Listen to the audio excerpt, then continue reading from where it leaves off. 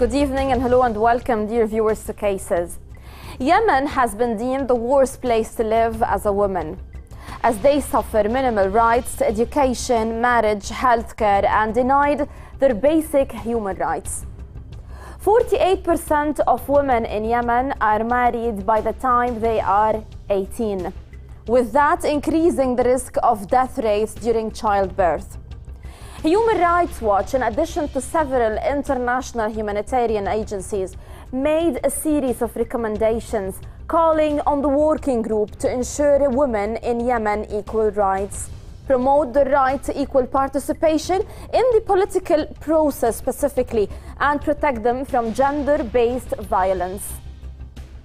However, these calls were not taken seriously as severe violence continued on all aspects of their lives. However, observers stressed that the only way to solve this is when the Yemeni status law and other laws be revised to remove all provisions that discriminate against women. But if that to be changed, who can guarantee its applications?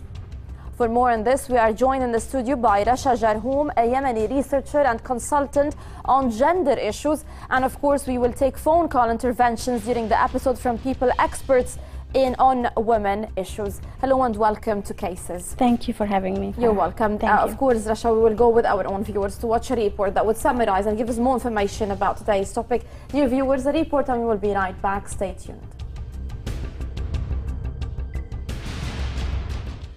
Yemen, the land where women historically played a significant role in shaping the future of the society, now faces discrimination against them. Today, Yemeni women are subjected to a society that reflects largely agrarian, tribal, and patriarchal traditions. This trend, combined with illiteracy and economic issues, has caused women to be continuously deprived of their rights as citizens of Yemen. However, since the uprising in Yemen in 2011, women have been fighting for rights, and many experts say that child marriage, human trafficking, and rape have become endemic in this region of the world. In this regard, child marriage is common in Yemen, particularly in rural areas. حصلت لي قالوا زواج جابوا لي ملابس وأدوات فلبست أنا وراحوا بي سووا لي الميك اب وأنا حتى صغيرة كنت فرحة بالأشياء هذه بس مش عارفة إني زواجة أو إني معنى زواجة. For instance, in 2006, Human Rights Watch reported nearly 15% of Yemeni girls married before the age of 15 and more than half before the age of 18. جالسين يتكلموا يفتحوا المسجلة يغنوا لما المغرب كل واحد يرجع على بيته وأنا كنت أقول ليش ترجع البيت قالوا خلاص أنت دحين مزوجة ما عاد ترجعيش البيت كنت أقول لهم ليش قالوا خلاص أبغى أتزوجش قدر ما أنت ترجعيش. According to psychotherapists, such actions would certainly affect the girl's physical, psychological, and emotional health and well-being. اعتداء على جنسيا في ليلة الدخلة كان غصب عني لأنه كنت أنا وأمه وأخته ومرة أخو جالسين فمرة أخو خرجت بقيت أمه وأخته فاعتداء علي كان يقول ما في الله أن أنت الآن كنتي مرتي خلاص. This also means that her education and future prospects are severely compromised. As a response to the international media coverage in this regard, the Yemeni parliament considered in 2009 a draft bill submitted by 2 government ministries. The bill was backed by Yemeni women and children's rights organizations and fixed the minimum age of marriage for women at the age of 17 and included penalties and punishment for those in violation. However, the Parliament's Sharia Islamic Law Committee effectively blocked the passage of the bill in October 2010. لا يحق لأي واحد لا للرئيس ولا لمجلس النواب ولا لأحد من البشر أن يحدد شيء أباحه الله. In light of all these occurrences, when will the new Yemeni constitution ensure women's rights? Okay, Rasha, you were highlighting that some of these images are seen in 2008, and of course the report highlighted that some of these, whether articles or even incidents took place in 2006 and up to now. My question is that, are we still seeing these images today in 2013? Yes, we are still suffering from child marriages. The problem is that the law was not enforced, or it was not approved at all. And the Women National Committee, which is the government institution that is responsible for women development in Yemen, worked in order to draft this law and present it to the parliament. But the parliament at the beginning, they actually ratified, and then the conservative or the committee, which is objected it. Yes, and they cancelled it. According to our information, it is said that Yemen is the worst place that a woman can live in. Of course, in light of knowing and understanding fully that there are other countries that women, of course, are suffering from certain gender discrimination. Why is Yemen stated as in the worst among all? Unfortunately, since 2006, if you see the global gender gap, Yemen has always ranked last, because they consider multi-dimensional indicators that considers education, health, political participation, economic participation, all of that together, and the reasons of poverty and lack of government and the gender traditional paradigm that exists that emphasize that the woman is should be protected, should be in the private sphere, and the man is the sole breadwinner who should protect her. All of this play a role in stereotype the gender roles, and it affects women negatively, unfortunately. And that's of course why it's keeping it in the last rank as in in the gap that you actually. According to what information is that? That's the Global Gap Index. Global Gap Gender Index. It's a part of the World Economic Forum. And since 2006 up to 2012, we have ranked last among all the countries. Yes. It is said that 48% of Yemeni women marry under the age of 18. And the report actually highlighted clearly a sample of that. And 1 out of the 39 women die when they're giving birth. Yes. That is actually a devastating story here. Do you think today, Rasha, that the media is covering up all these incidents? We have actually lack of data. The media is picky about the stories. In Yemen, they tend to not talk about these issues a lot because it's controversial. The good news is in the national dialogue, the minimum age of marriage was actually put in as one of the issues to be discussed during the national dialogue. Unfortunately, it was controversial, and they decided to leave it as it is unagreed upon, and that it is the new parliament which is going to be elected after this transitional phase. They are going to decide whether to set the minimum age of marriage or not. Who can we blame today actually for this deteriorating living condition that the Yemeni woman is passing through? Can we say that it's due to traditions and culture that has dominated at least the Yemeni society, or is it due to unjust laws kept by the Yemeni government and by itself deprives women of its essential right? I do believe it's more of the responsibility of the government. We had really good laws before, as Yemen was South Yemen and North Yemen. There were good laws that they actually were removed from, abolished, and they put new laws. For example, the minimum age of marriage was set at 15 years. But then they just decided to leave it open. And then another law is for example, marrying a second wife, polygamy. In the past, the person would have to have conditions, for example, due to sickness, due to infertility, and then he decided, after consulting with his wife. But now it's also open. The first wife does not have even the right to know that her husband is marrying. He only has to inform the second wife that he is married. It's these kind of laws. And there is another law, for example, that put the blood money of the woman. If she dies by an accident, the blood money is half the value of that of the man. Until now, they didn't fix that. This is systematic devaluation of the woman. Okay. We are also joined by Rita Chemaly, who is an author and a researcher on human rights, joining us from Beirut. Hello and welcome, Rita, to Cases. Hello, Farah.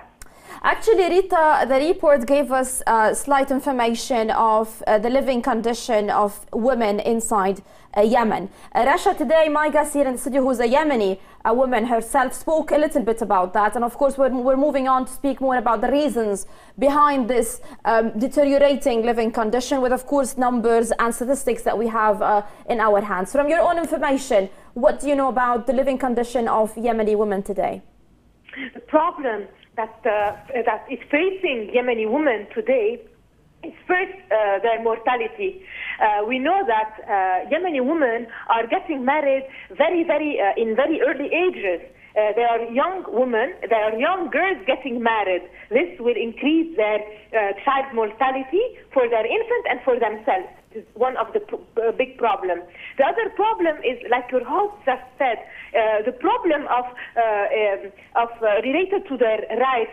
Yemeni women face problems within their rights.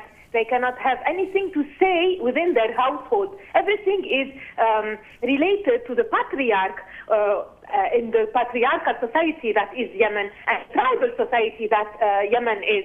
So the problem is first related to their rights. So you're saying, Rita, that it's due to actually cultural here? Is it cultural, is it traditional values that the Yemeni society follows, as in keeping women in that position, in the position that you just described? Yes. Women in Yemen are behind closed doors. Why? Because of the norms that are prevailing in Yemen. The problem is the norms are entrenched in the women and in the girls, in the girls and the brains also. Why? Because this is how they were socialized. This is how they were educated. Women and girls are dropping out of school to get married at very low ages. This increased dropping out of school. This increased the problem of child mortality. This increased the problem of holding a family, yes. Of education. All those problems are facing women now in Yemen. Rita, before moving on to Rasha, I mean, do you believe that these kind of harassments or discriminations have been highlighted enough by the media, or are taking enough space in the international media, in your own opinion? International media related to women's rights, yes, they have covered stories of young girls dying and being, and for example, asking for divorce from their quadragenarian husbands because they were married against their will.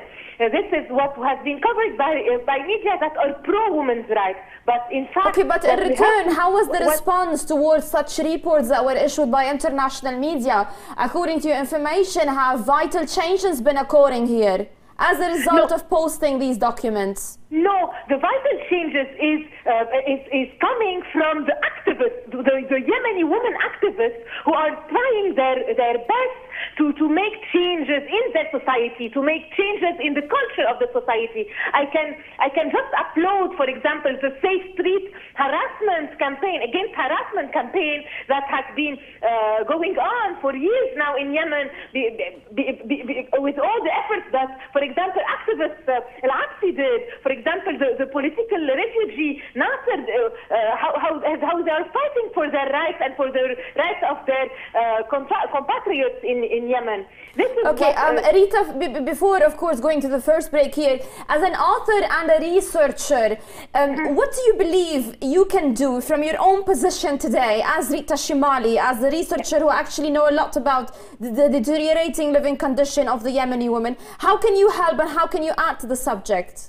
All what we can do as researchers is doing reports, trying to do reports with actual numbers, going behind those closed doors, getting numbers to raise awareness against the problems facing children, women, and even their husbands, because, you know, when a woman is touched and when women cannot get their rights, all the nation, all Yemen is going to deteriorate.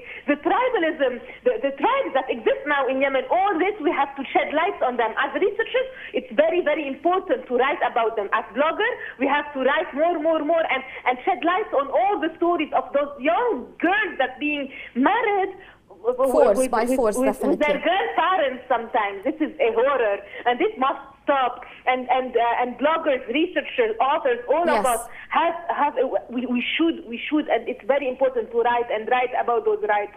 Rita Chemaly, author and researcher on human rights, thank you very much for joining us in Cases. Thank you, Afrah. You're welcome. Rasha, of course, I wanted to ask from your perspective as a Yemeni woman, what have you been subjected to when you were living in Yemen specifically?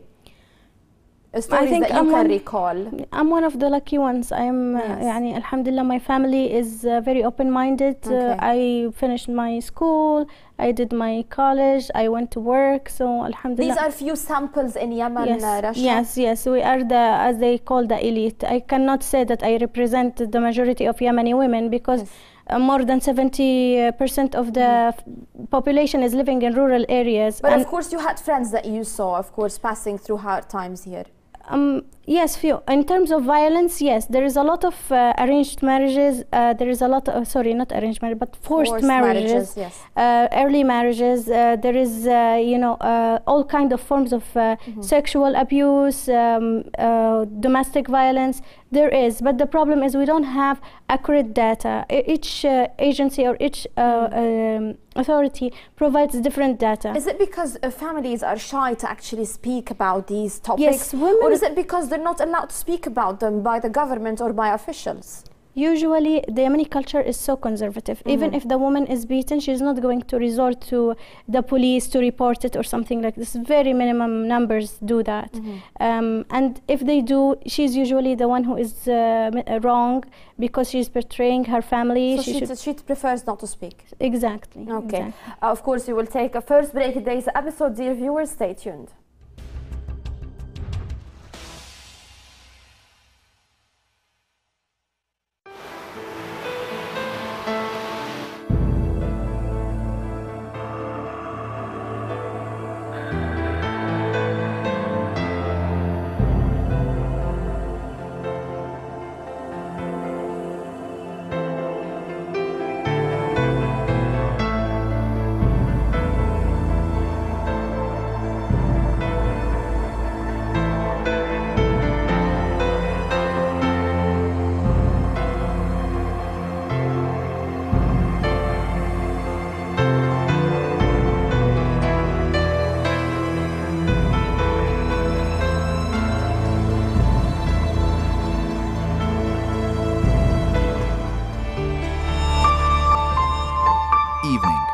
Women's rights redefined.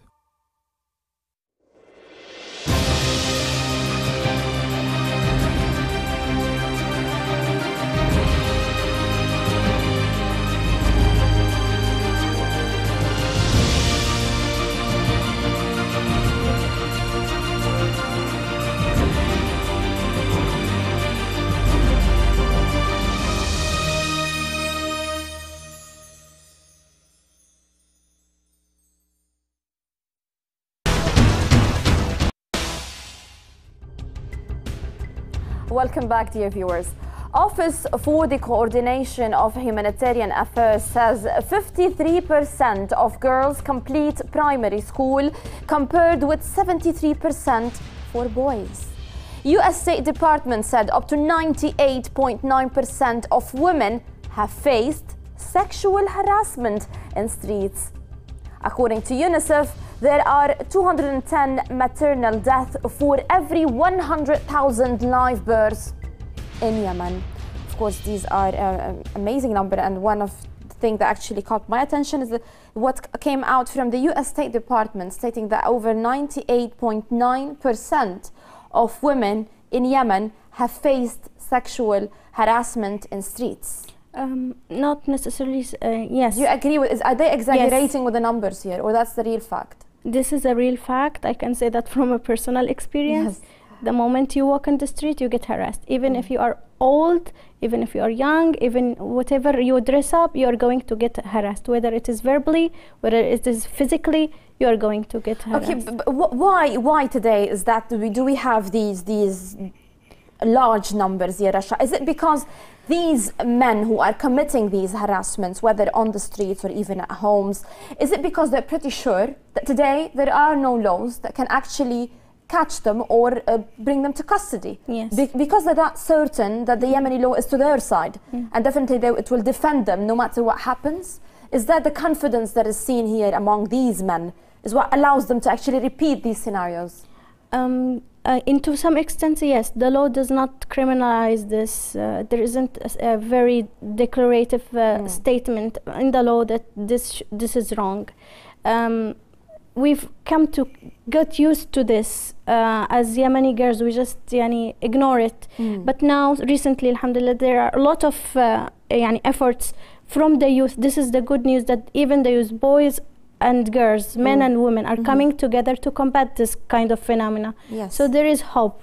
Do you agree that our lack of public awareness here contributed majorly to this situation that we have today in Yemen? Meaning that if families did not depend on only traditions, but they were aware of the implications of marrying their own 17 or 16-year-old child to a 40-year-old man, is it lack of public awareness that we are talking about here? Yes, public awareness, ethical awareness, religious awareness all play a major role. The media also plays a major role. How they get to reach these people. As I said, most of the cases of child marriages, for example, it happens usually in rural areas where poverty is increased. Parents resort to marrying their girls for dowry money. So all of this plays a role. I think the role of the mosques, because mosques are very spread in Yemen, is very huge. Unfortunately, not always we have the support of religious scholars in this matter. So this has to come also from the government through the endowment ministry. They have to have formal and systematic kind of preach that indicates this problem and address it. We're joined by Ghaidaa, Al-Absi blogger and founder of Anti-Street Harassment, joining us from Sanaa. Hello and welcome, Ghaidaa, to Cases. Hi, thank you for inviting me. Thank you. Ghaidaa, actually, have you registered harassment or even women who came to you actually speaking about their own stories, about certain harassments that they were subjected to on streets or even at homes? Yemeni women speaking about. Sorry, could you repeat your question? I'm asking about, have you noticed or have you documented stories of Yemeni women being attacked or even harassed? Yes, we have documented real stories of women faced harassment in the streets. They come to you, Ghaidaa? They come to you and tell you the stories? Some of them came to me and some others sent their stories by emails and Facebook. And some others send pictures of harassers while they're harassing them. Okay, and these stories are documented by your organization, by your institution? Yes, we have published a book. It's a kind of collection of stories, women face harassment, real stories, and also we had a harass map. Through this harass map, we received reports of harassment. Women and men also suffered from harassment. We got this report and we posted on the harass map. Okay, and how did people respond to that, Ghaidaa? Do you mean how do we respond on that? No, how did people that actually saw these images and these pictures and read your book, how did they respond to these actions? At the beginning, when we have started the campaign, that we saw people saying that there is no harassment in Yemen. We are fabricating this story, and you just get a bad reputation about Yemen. But later on, when we collected the stories and received the report, and we posted on Facebook and told people about what's happening in the street, we can see that there is kind of improvement, that people started to think or to believe that we have a problem in Yemen called sexual harassment. So there is now we're trying to break this denial. Okay, of course, Rasha, we spoke about public awareness, and of course, Ghaidaa highlighted about the book that is being published from the institution, speaking about stating stories of several sufferings of Yemeni women in various fields and in various kinds. Is that also a public awareness here? Because, of course, people said that, well, there isn't anything going on in the country, and after reading the book, they understood more about it. Is that also vital? There is actually denial in the Yemeni society that harassment ever exists. They always, especially the men, they always think that the Yemeni woman is protected and she is at home and we take care of her and everything, and whoever goes to the street, it's her fault that she's getting harassed because she went out to the public sphere. There is a huge denial in this term. The same happened when we came to introduce violence against women in 2000, when the Women National Committee started talking about that. There was even denial from political parties who were like saying there is no violence against women. What kind of violence? Women are comfortable. There is. I agree with that. And we need a huge effort from civil society, from the religious scholars to support in the awareness, in creating awareness for the So the religious also aspect here is very important in overcoming the situation. Yes. Ghaidaa, when we have this tremendous number of girls under the age of 18 getting married to men above 40, what kind of a society are we looking at here? We have a problem like that, the lack of education, especially girls. They don't get education. Yes. This is the main problem, and that's because of the lack of education, girls, they get married so early, like 8 years old, they get married. Okay, of course, here, do you think that the best way to solve the problem is when legislators enact law that can set the minimum age of marriage at 18? We've seen in the report also something like that, but is that the cure here? Yes, and recently after the national dialogue that they have said, like, or formed an article saying that the minimum age of marriage is 17, which is a good thing, but that's not enough. That we need to raise, to increase awareness among families that on the importance of education, especially for girls. This is the most important, more important than the law. Okay, Rasha, here I want to more answer on the question. I mean, when we have a society today that is actually full of girls who are marrying underage and are then having children and they're not knowing how to raise these children, what kind of a generation are we looking at and what kind of a society are we looking at? Of course, Ghaidaa highlighted that when she is married at that age, she is deprived from education. Therefore, one can understand that if she's deprived from education, how can she teach and raise and tutor her own children? How would you comment on that? I totally agree with Ghaidaa, and she's doing tremendous efforts in addressing the sexual harassment on the streets. Yes. For our society, I think we need now strong steps, and we need government and we need the parliament to take this. And if they we have overdated parliament, but if they are willing, they can just pass the law and it's there, and we get rid of this problem. But even if the law is enforced, we need massive campaigning on education to campaigning change at one point probably is more important than even the law. Amendments of law or even application of law, because of course people to apply, they should understand and probably believe. Ghaidaa, Al-Absi, what's the final advice that you would give to viewers watching us today, especially these Yemeni women who are waiting someone to actually speak on their behalf and state these harassments that they are actually subjected to on a daily basis? What do you say to them today? My message, especially for women, that to break the silence and not to shut their mouths, and they should speak what's happening to them, because this is the first step to fight sexual harassment, and not just sexual harassment, but any kind of discrimination against women. And this is my message: to break the silence. So speaking up about their own case is the first step to solution here, you're saying? Again, please? Yes, so therefore the first step for solving the problem is by speaking up and coming to these domestic organizations. Yes.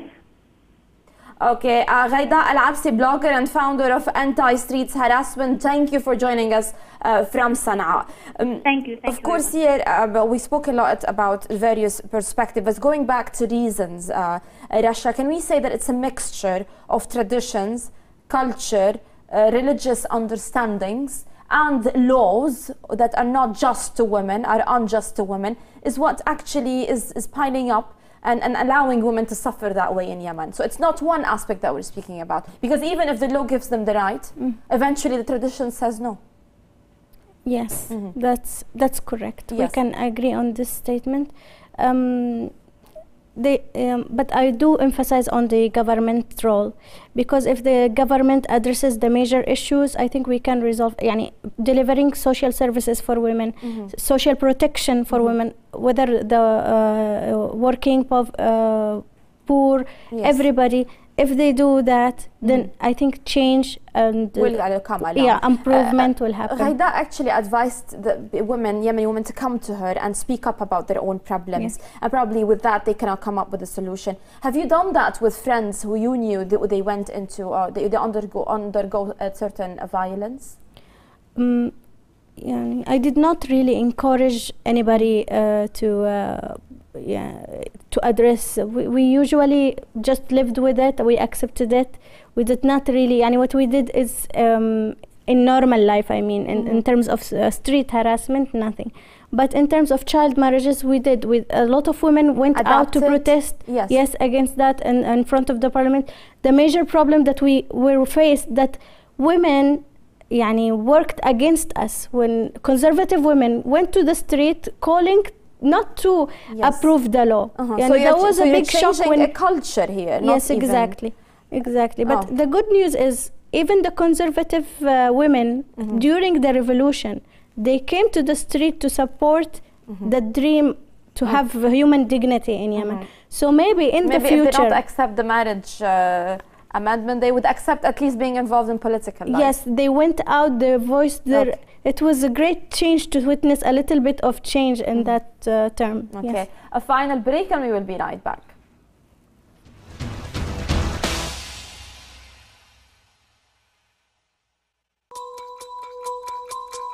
Time.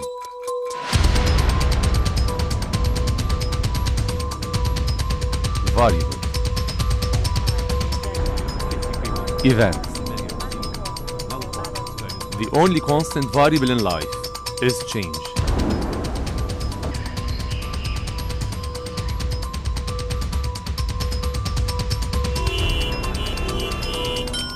Broader perspective. Arguments and counter-arguments on our platform. Global Insights. The globe on our platform.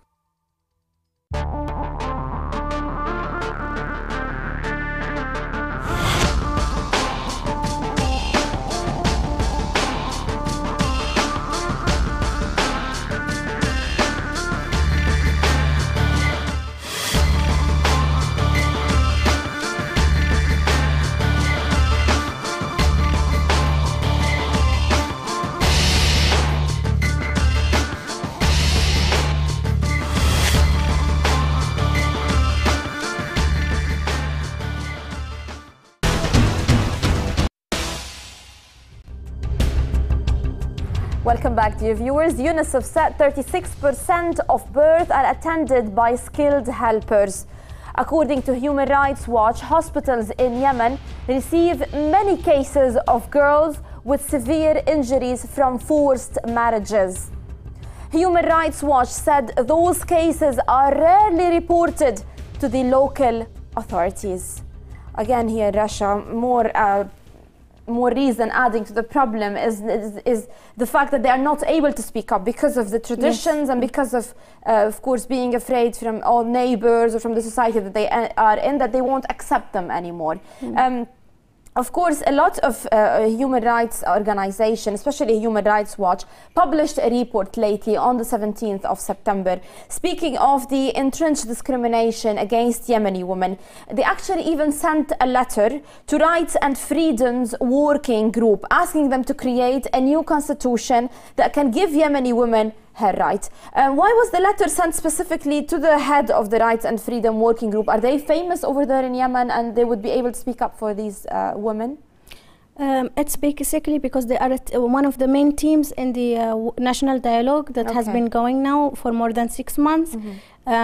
The national dialogue outcomes are going to shape the country, the future shape of the country. Yes. So this is why they directed their letter to them. Unfortunately, as I indicated before, the group concluded that this issue is controversial and that we are leaving this matter to be resolved by the new elected parliament, which we do not know. The transitional phase is we are going through, but we do not know when a parliament election is going to be held. So therefore, through the national dialogue, they can come up with a new constitution, but it has to be elected by the parliament. The national dialogue outcomes include forming a committee who are going to work on the new constitution. Okay.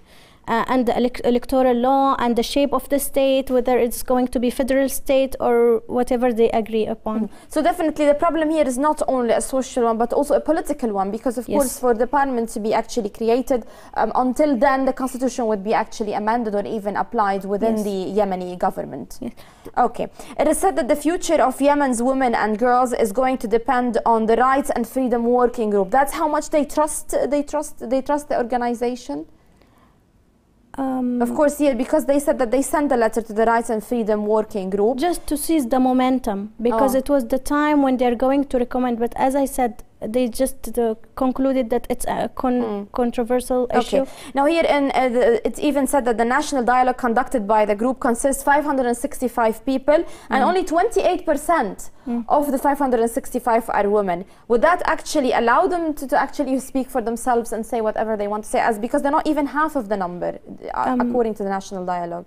Actually, this is the first time, I think, in Yemen when women are have involved with that percentage. If you see the political participation of Yemeni women, we have only one woman parliamentarian out of 300 parliamentarians. We have only 2 in the local council, in the Shura council, out of 100 and something, and we have only 38 out of 6,700 something in the local council. This is very minimum number. The political participation of women is very, very weak. So it's good that we even have 28% but of this we have to thank the international community, because without the GCC deal, the Gulf Cooperation Council deal, which is the UN, there was a clear clause that women and youth has to be represented, and so 29% of women was represented in the national dialogue, and also youth. How important would that be, in your own opinion, when 28% of the 565, how important is it when they want to speak up for certain constitution here among the national dialogue? For us as women, this was a huge achievement. I was really happy, and I'm hoping this will continue. I am hoping that we will see this a quota of 30% at least in the parliament and all the elected chairs. I'm really hoping that this will happen. Of course, if you can tell us, Rasha, what are the major steps that are made by the UN specifically to help improve the condition of Yemeni women? According to your own information, the UN had something to do on the ground inside Yemen? If we can speak, the UN, yes, all UN programs, UNICEF, UNDP and everything, they have gender components, they have gender programs. But it's not only UN who are working in Yemen. We have the many international donors. We have Friends of Yemen and the EU, international NGOs like Oxfam, countries. All of them, most of the time, they make gender as a main component, gender equality as a main component, and they have a lot of gender responsive projects that address only gender issues, whether it is education, whether it is political participation. So they have a role. But however, in Yemen in general, not only about women, we have an issue of corruption. All the projects, everything that, for example, the UN projects. Not the UN projects, not necessarily the UN project. Everything in Yemen, for example, the Accountability Authority, they have indicated in 2009 that 30% of the resources in Yemen do not go to the government. They collect the money and it dissolves. So this resources, when it doesn't go to the right place, the people lose this. So most of the projects by the international development partners, they create parallel mechanisms to address this issue. But they do not help Yemen, or they do not provide technical support to Yemen to eradicate corruption. I think they should focus on that in order to improve all status of social status of the Yemeni people. We're joined also by Afrah Nasser, who's a blogger, writer and political refugee, joining us from Sweden. Hello and welcome to Cases, Afrah. Hi, thank you for giving me this chance to speak along all those wonderful ladies. Thank you, Afrah. Actually, why are you a political refugee? Sorry, I didn't hear. Can you share your story with us today? Why are you a political refugee? What happened? What's your story? Well, I truly believe what's personal is political as well. I've been personally been subjected to different forms of harassment that include hate comments and death threats for my writings, which is my story is just one in a of million other stories in Yemen, where freedom of expression is not really it's one of the worst in the world.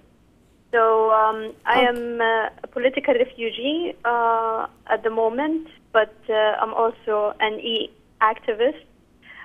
With my blog, trying to advocate about the human rights violations in Yemen and women's rights violations. Okay. Afrah, women took part alongside men in the uprising that happened in Yemen and led to the toppling of Ali Abdullah Saleh. I mean, after the uprising that women contributed majorly to that, why haven't we seen a vital change as a result of this contribution here? Well, when 2011 uprising happened, I grew up in Yemen, and I knew that women's social participation or political participation was very rare. So during that time, I was personally astonished with women's engagement and being part of the protest and so on. But that was, I guess, that was the only honeymoon phase of every revolution, because later I discovered, and many other activists discovered, that most of the momentum was driven by the political parties. So Yemen's biggest oppositional party is the Islamist political party Al-Islah. Yes. And they were naturally pushing their female members to go on street and participate in the uprising. Okay, Afrah, you had obviously you had a vital participation in the uprising that has been held in Yemen, and that led to the toppling of the previous regime. What do you dream today to see inside Yemen as a result of this new regime or new government that has been created? I mean, but just to finish my point about women's participation, but I fully acknowledge that women can have their own say and so on, and women come in Yemen come in many different political spectrum. So there were the secular, there were the leftists, the socialists, and even the Islamists and so on. So later, which is also like a natural phase of revolutions, women's issues are always secondary. So in that regard, we didn't see much happening, in a progress to women's situation. But what I dream of for tomorrow is really that women keep up their work, and no one will really give us our rights unless we fight for them, we struggle for them. Mm-hmm. Rasha, do you agree here? Yemen or the position of Yemeni women stayed the same after the revolution and before the revolution that took place in Yemen? Nothing changed, at least on a political level, on social level, or even educational level? On a political level, so far we are happy with the NDC achievement, which is the 20%, but we still aspire for more, and we aspire for the elected and and the state and the government and everything, and on higher positions to break the glass ceiling. Yes. For social, I believe that the 2011 revolution has changed a little bit the interaction between male and female. Okay, so it broke some kind of stereotypes. Yes, stereotypes. The younger generation are more open now. They can speak to the opposite sex without feeling fear and without having, you know, that kind of conservative. They come together. They have a lot of youth initiative from both genders. They're working together. There is some kind of slight social change. Okay. Before it was there was separation. Mixed environment was not allowed. Let me take your point here and ask it to Afrah. Afrah, Rasha is highlighting that a slight social change was actually seen in Yemen after the revolution, after the regime change. Do you agree to this here? And will this slight social change have more implications along the years, and we'll see more of that? We'll see the gap widening here. Yeah, I fully agree with that. I think there is a reality that no one can deny, that Yemen truly changed after the revolution, and at least even the image of Yemen has transformed drastically to Yemenis themselves and to the outside world also. But how to put that into concrete steps, into strengthening state institutions, civil society organizations, and how to translate that change into something that really affects and improves citizens' lives. So that is the challenge, I think, in the next chapter, I guess. Of course, we spoke about public awareness here, Afrah, and of course, public awareness at least to actually inform these women of their own rights so that they can ask for it. I mean, how can they ask for their own rights today if they're not aware of what the government gives them and what the government deprives them of? From your own location, from Sweden, Afrah. The biggest challenge here is how to eradicate illiteracy that's among the highest among women. And there are groups inside the national dialogue at the moment that they are doing their best, I guess, into addressing those challenges. And one of them is like one of the greatest activists in Yemen, Arwa Usman, who's leading the group at the national dialogue that focus on women's rights in particular. So those ladies they have like it's a tough responsibility on them at the moment, because Afrah, unfortunately I'm running out of time here. Women, but Afrah, please, I only wanted to know. Process. Yes, Afrah, we're running out of time. But from your own location, as a blogger, as a writer, and a political refugee living inside Sweden, how are you helping Yemeni women today? I think with social media, what I'm doing is that I think there is an exaggeration notion that social media has a role into like social movements and so on. But at least what I know from my own experience, that I'm helping to connect Yemen with the international community.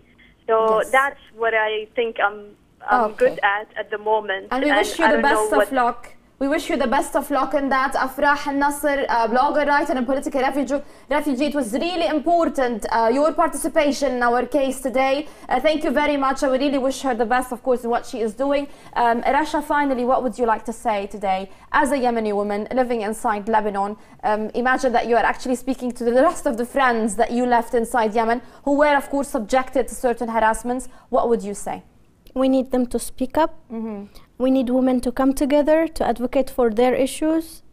We need them to support each other, and we need government We need the government to act. We need them to just do. We are very tired of waiting, and I hope that Yemeni... just the same way that they went to the street and demonstrated for the toppling of the president, they can also go to the street to speak up for their own for their own rights. Eventually, uprisings are important for vital rights in all societies. Thank you very much, Rasha Jarhum, consultant and researcher on gender issues. Thank you for joining us in Cases. For all these viewers that actually did not have time to follow us from the beginning, they can go back and watch us on Twitter, #Cases, and also for Yemeni women specifically, they can watch us on #Women in Yemen. Thank you very much, dear viewers.